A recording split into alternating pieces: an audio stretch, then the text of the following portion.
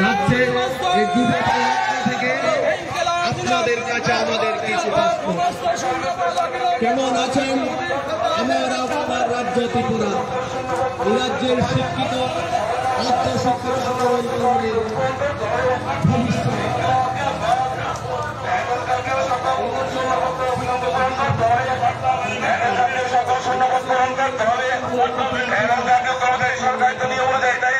সমস্ত শূন্যপদ পূরণ করতে হবে। পূর্ণ কর্মচারীকে স্থায়ীকরণ করতে হবে। 10 বছর পূর্ণ কর্মচারীদের স্থায়ীকরণ করতে হবে।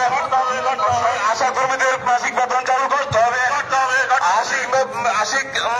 আশা কর্মীদের মাসিক বেতন চালু করতে হবে।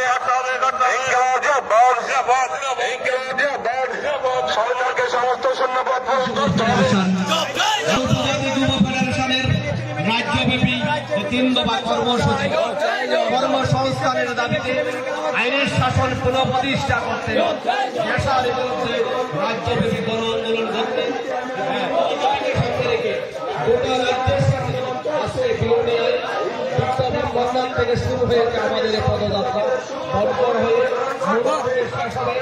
পদযাত্রা থেকে আপনাদের কাছে আমাদের কিছু